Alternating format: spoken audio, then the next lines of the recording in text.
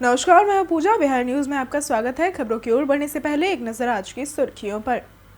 बिहार विधानसभा चुनाव में अब तक 1075 करोड़ हुए खर्च। 12 जिलों के 32 क्षेत्र अधिक खर्च वाले जोन के रूप में हुए चिन्हित। पहले चरण में 1314 प्रत्याशी हैं मैदान में। 2 दिनों के अंदर होगा सरकारी शिक्षकों का वेतन भुगतान। पटना और पूर्णिया में मात्र 62% शिक्षकों को मिला वेतन। अपर मुख्य सचिव ने की 12 जिलों की सराहना। पटना का AQI पहुंचा 207। सेहत पर मंडराया खतरा। वेटनरी मैदान रहा सबसे प्रदूषित क्षेत्र। दानापुर और सचिवालय क्षेत्र को ऑरेंज जोन किया गया घोषित। पहले चरण की वोटिंग में इन दिग्गजों ने किया मतदान। पूरे परिवार के साथ पहुंचे लालू यादव। महिलाओं और युवाओं में मतदान के प्रति दिखा उत्साह। शुभमन गिल की फॉर्म पर कोच गंभीर ने की खास बातचीत। पिछले 2 महीने से T20 में फॉर्म में नहीं है गिल। अब तक 10 पारियों में बनाए हैं केवल 184 रन। चलिए अब बढ़ते हैं शाम तक की बड़ी खबरों की ओर विस्तार से। पहले चरण की वोटिंग में इन दिग्गजों ने किया मतदान। बिहार विधानसभा चुनाव 2025 के पहले चरण में राज्य भर में मतदान को लेकर जबरदस्त उत्साह देखा गया। तारापुर में डिप्टी सीएम सम्राट चौधरी, पटना में भाजपा सांसद रविशंकर प्रसाद, आरजेडी प्रमुख लालू प्रसाद यादव और तेजस्वी यादव की पत्नी राजश्री यादव ने मतदान किया। तो मतदान के बाद सम्राट चौधरी ने विकास के लिए मतदान की अपील की, जबकि तेजस्वी यादव ने कहा कि बिहार बदलाव की ओर बढ़ रहा है। पटना, वैशाली और अन्य जिलों में मतदाताओं की लंबी कतारें दिखी। खासकर मुस्लिम महिलाओं और युवाओं में मतदान के प्रति उत्साह नजर आया। बिहार विधानसभा चुनाव में अब तक 1075 करोड़ रुपए हुए खर्च। बिहार विधानसभा चुनाव में अब तक 29 दिनों में प्रत्याशियों और राजनीतिक दलों ने 1075 करोड़ रुपए से भी अधिक का खर्च किया है। प्रत्याशियों का खर्च लगभग 525.6 करोड़ और दलों का 250 करोड़ से भी अधिक है। चुनाव आयोग ने 12 जिलों के 32 क्षेत्रों को अधिक खर्च वाले क्षेत्र के रूप में चिन्हित किया है। पहले चरण में 1314 प्रत्याशी मैदान में हैं। पोलिंग एजेंटों पर लगभग 300 करोड़ खर्च होंगे और इस बार 14 हेलीकॉप्टरों और स्टार प्रचारकों की सभाओं पर पिछले चुनाव से 2 गुना खर्च होने की उम्मीद है। 2 दिनों के अंदर होगा सरकारी शिक्षकों का वेतन भुगतान। शिक्षा विभाग के अपर मुख्य सचिव डॉक्टर बी राजेंद्र ने निर्देश दिया कि सरकारी स्कूलों के छूटे शिक्षकों को अक्टूबर माह का वेतन 2 दिनों में भुगतान किया जाए। वीडियो कॉन्फ्रेंसिंग में उन्होंने सभी जिलों को 3 दिनों में वेतन निर्धारण व बकाया भुगतान सुनिश्चित करने का आदेश दिया। जिन जिलों में 95% से कम शिक्षकों को सितंबर का वेतन मिला, वहां कारण बताओ नोटिस जारी होगा। पटना और पूर्णिया में मात्र 62% शिक्षकों को वेतन मिला है। अपर मुख्य सचिव ने 12 जिलों की सराहना की और निर्देश दिया कि नवंबर में ही बकाया वेतन पारदर्शिता से भुगतान हो। 25 नवंबर तक करें नीट एसएस के लिए आवेदन। National board of examination and medical sciences यानी कि NBEMS ने नीट एसएस 2025 के लिए आवेदन प्रक्रिया शुरू कर दी है। उम्मीदवार 25 नवंबर तक वेबसाइट netboard.edu.in पर ऑनलाइन आवेदन कर सकते हैं। परीक्षा 26 से 27 दिसंबर को आयोजित होगी, जो DM, MCH और DNB सुपर स्पेशलिटी कोर्सेज में प्रवेश के लिए है। पेपर में 150 प्रश्न होंगे और समय 1.5 घंटे का होगा। परीक्षा 2 पालियों में होगी, सुबह 9 से 11:30 बजे और दोपहर 2 से 4:30 बजे तक। आवेदन या भुगतान से जुड़ी समस्या के लिए उम्मीदवार 7996165333 पर संपर्क कर सकते हैं। राजगीर नेचर सफारी आज रहा बंद, कल से होगा पुनः संचालन। बिहार विधानसभा चुनाव के तहत राजगीर विधानसभा क्षेत्र में मतदान को देखते हुए आज वाइल्ड लाइफ जू सफारी और नेचर सफारी बंद रहा। नालंदा वन प्रमंडल के DFO राजकुमार M और निदेशक रामसुंदर M ने बताया कि यह कदम चुनाव प्रक्रिया को शांतिपूर्ण और सुरक्षित रूप से संपन्न कराने के लिए उठाया गया था। मतदान के दौरान पर्यटकों की भीड़ प्रशासनिक कार्यों में बाधा न बने, इसे ध्यान में रखते हुए यह निर्णय लिया गया। अधिकारी ने बताया कि सफारी का संचालन कल से पुनः सामान्य रूप से शुरू हो जाएगा और पर्यटकों से सहयोग की अपील की गई है। पटना का AQI पहुंचा 207। सेहत पर मंडराया खतरा।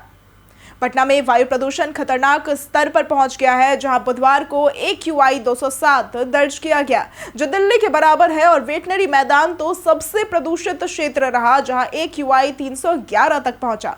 दानापुर और सचिवालय क्षेत्र ऑरेंज जोन में है, जबकि पटना सिटी, तारामंडल और गांधी मैदान का स्तर 100 से 200 के बीच है। विशेषज्ञों के अनुसार निर्माण कार्यों में नियमों की अनदेखी और भारी ट्रैफिक प्रदूषण बढ़ा रहे हैं। हवा में नमी बढ़ने से स्थिति और बिगड़ रही है। तो भागलपुर, कटिहार, पूर्णिया पूर्णिया, राजगीर, आरा और मोतिहारी में भी AQI 200 से ऊपर दर्ज हुआ।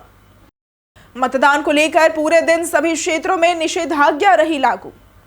जिला निर्वाचन पदाधिकारी सह डीएम डॉक्टर त्यागराजन SM के आदेश अनुसार जिले की मोकामा, बाढ़, बख्तियारपुर, दीघा, बांकीपुर, कुम्हरार, पटना साहिब, फतुहा, दानापुर, मनेर, फुलवारी, मसौढ़ी, पालीगंज और बिक्रम विधानसभा क्षेत्रों में गुरुवार को मतदान के दौरान निषेधाज्ञा लागू रही। मतदान केंद्र से 100 मीटर की परिधि में किसी भी राजनीतिक दल या उम्मीदवार का कार्यालय नहीं खोला जा सका। हालांकि आकस्मिक चिकित्सा सेवाएं, एम्बुलेंस, विद्युत, दुग्ध वैन, पानी के टैंकर और अन्य आवश्यक सेवाओं के परिचालन पर कोई भी रोक नहीं लगाई गई थी। सीबीएसई ने स्कूलों को टीसी प्रति हस्ताक्षर न भेजने के दिए निर्देश।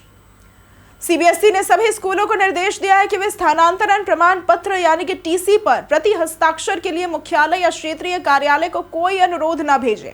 बोर्ड पहले ही ये प्रक्रिया समाप्त कर चुका है और परीक्षा नियंत्रक संयम भारद्वाज ने बताया कि दिशा निर्देशों के बावजूद कुछ स्कूल अब भी अनुरोध भेज रहे हैं, जिससे हितधारकों को असुविधा होती है और डिजिटलीकरण की दिशा में रुकावट आती है। इसलिए स्कूलों को दोबारा याद दिलाया गया है कि किसी भी स्थानांतरण प्रमाण पत्र पर प्रति हस्ताक्षर की आवश्यकता नहीं है और इस नियम का सख्ती से पालन किया जाए। गणतंत्र दिवस के लिए स्कूलों में शुरू हुई बैंड टीम चयन प्रक्रिया। आगामी गणतंत्र दिवस समारोह की तैयारियां शुरू हो गई है। जिले के सभी सरकारी माध्यमिक व उच्च माध्यमिक विद्यालयों में लड़के और लड़कियों की 20-20 सदस्यीय बैंड टीमें बनाई जा रही हैं, जिन्हें मिलिट्री बैंड की ट्रेनिंग दी जा रही है। जिला स्तरीय प्रतियोगिता में श्रेष्ठ प्रदर्शन करने वाली टीम को 26 जनवरी 2026 को गांधी मैदान में राज्य स्तरीय समारोह में भाग लेने का अवसर मिलेगा। धनेश्वरी विद्यालय की छात्राओं ने 15 अगस्त को उत्कृष्ट प्रदर्शन किया था और इस बार कई टीमों को शामिल किया जाएगा और बेहतरीन टीमों को राष्ट्रीय स्तर की प्रतियोगिता में भाग लेने का मौका मिलेगा। BCECB ने शुरू की मॉपअप काउंसलिंग। बिहार संयुक्त प्रवेश परीक्षा परिषद यानी कि BCECE और BCECE 2025 के अंतर्गत 50% सीटों पर ऑफलाइन मॉपअप काउंसलिंग होगी। पहले चरण की काउंसलिंग पूरी होने के बाद बची हुई सीटों के लिए इच्छुक अभ्यर्थियों को विलिंगनेस पंजीकृत करनी होगी। विस्तृत जानकारी और दिशा निर्देश BCECB की आधिकारिक वेबसाइट पर दिए गए हैं। दूसरे चरण के लिए मोदी करेंगे अररिया और भागलपुर में जनसभा। विधानसभा चुनाव के प्रथम चरण के मतदान के दौरान प्रधानमंत्री नरेंद्र मोदी ने दूसरे चरण के प्रचार हेतु अररिया और भागलपुर में जनसभाएं की। पूर्णिया एयरपोर्ट पर उनका स्वागत हुआ। वे लगभग 15 से 20 विधानसभा क्षेत्रों के मतदाताओं को संबोधित कर लोकतंत्र को मजबूत करने के लिए अधिकाधिक मतदान की अपील किए। इसके बाद 7 नवंबर को मोदी भभुआ और औरंगाबाद तथा 8 नवंबर को सीतामढ़ी और पश्चिमी चंपारण में जनसभाएं करेंगे और इस प्रकार दोनों चरणों में वे कुल 14 जनसभाएं करेंगे। दूसरे चरण का मतदान 11 नवंबर को 20 जिलों की 122 सीटों पर होगा। राबड़ी देवी और मीसा भारती ने तेज प्रताप को दी शुभकामनाएं। बिहार चुनाव में लालू प्रसाद यादव के परिवार में राजनीतिक मतभेद सुर्खियों में रहे। लालू यादव ने बड़े बेटे तेज प्रताप यादव को पार्टी से निकाल दिया, जिसके बाद तेज प्रताप ने नई पार्टी बनाकर चुनाव मैदान में उतरने का फैसला किया।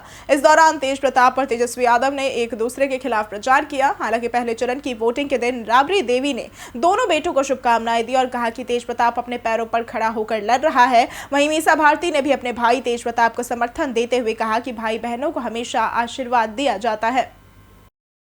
आज पूर्णिया में होगी तेजस्वी यादव की जनसभा।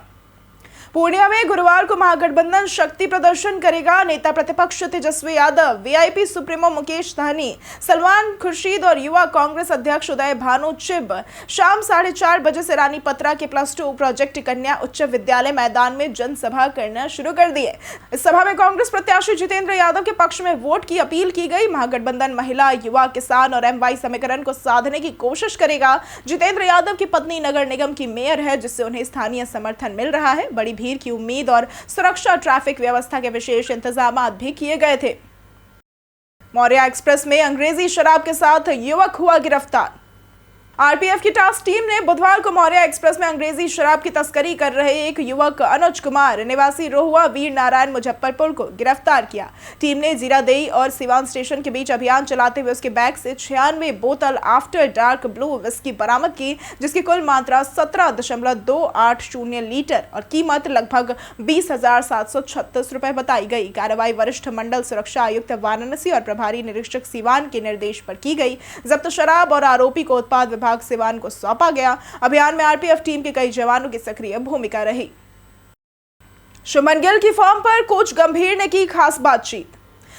भारत और ऑस्ट्रेलिया के बीच 6 नवंबर यानी कि आज क्वींसलैंड के करारा ओवल में चौथा टी20 मैच खेला जाएगा, जहां भारतीय टीम पहली बार उतरेगी। सीरीज फिलहाल 1-1 की बराबरी पर है और मैच से पहले टीम इंडिया के कोच गौतम गंभीर का एक वीडियो वायरल हो रहा है, जिसमें वे उप कप्तान शुभमन गिल से लंबी बातचीत करते नजर आए। गिल पिछले 2 महीने से टी20 फॉर्म में नहीं है। उन्होंने 10 पारियों में सिर्फ 184 रन बनाए हैं। गंभीर उनसे चौथे मैच में फॉर्म में वापसी को लेकर चर्चा करते हुए नजर आए, जिससे उम्मीद है कि गिल बेहतर प्रदर्शन करेंगे।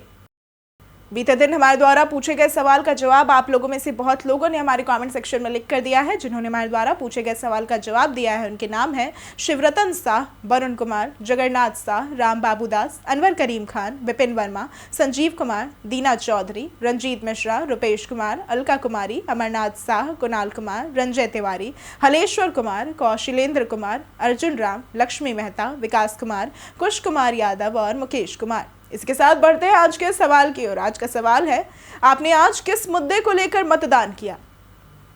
आप अपना जवाब हमें हमारे कमेंट सेक्शन में लिखकर जरूर बताएं। आज के लिए सिर्फ इतना ही। बिहार के तमाम खबरों के साथ बने रहने के लिए देखते रहें बिहारी न्यूज़। साथ ही अगर आप यूट्यूब चैनल पर देख रहे हैं तो चैनल को सब्सक्राइब करें और अगर आप फेसबुक पेज पर देख रहे हैं तो लाइक और फॉलो जरूर करें।